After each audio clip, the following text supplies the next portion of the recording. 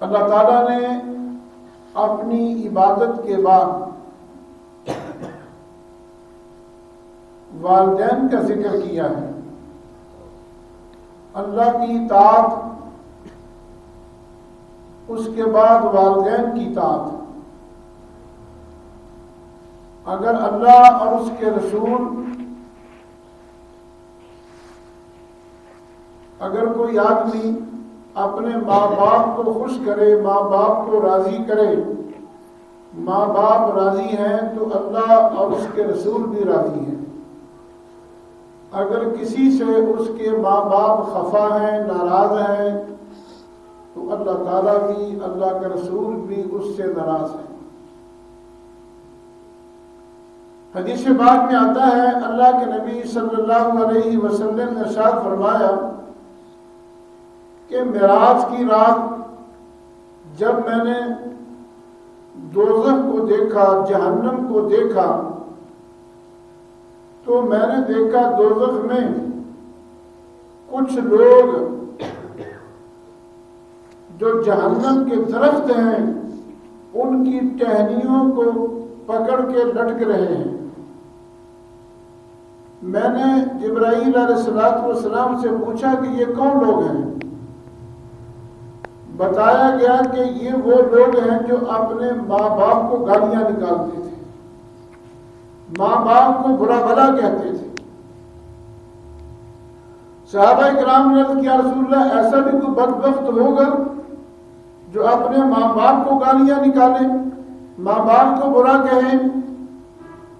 فرمایا کہ اگر کوئی آدمی کسی کے ماں باپ کو گالیاں نکالے اور ضد میں آ کے وہ تیرے ماں باپ کو گالیاں نکالے تو وہ ایسے ہی ہے جیسا کہ تو خود اپنے ماں باپ کو گالیاں نکال رہا ہے.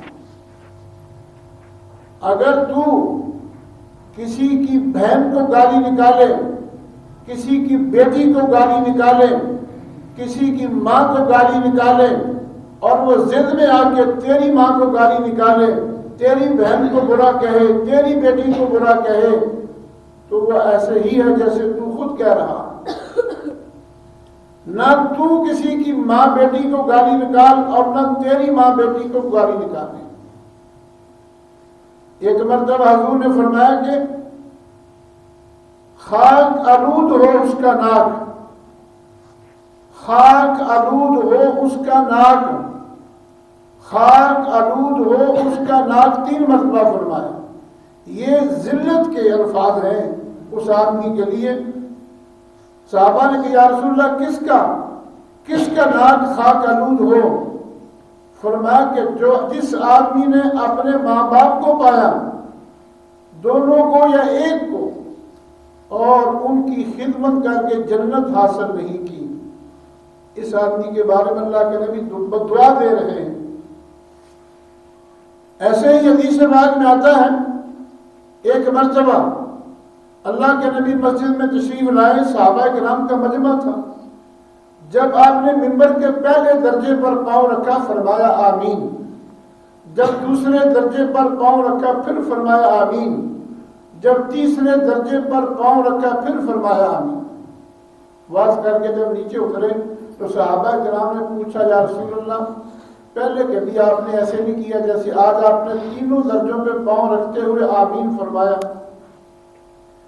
حضور نے فرمایا کہ جب میں نے پہلے درجے پر پاؤں رکھا تو جبرائیل علیہ السلام میرے پاس تشریف لائے اور انہوں نے یہ فرمایا کہ ہلاک ہو جائے، برباد ہو جائے وہ شخص جس نے رمضان کا مہینہ پایا اور روزے رکھ کے اس کی بخشش نہ ہوئی. حضور فرماتے ہیں میں نے کہا آمین.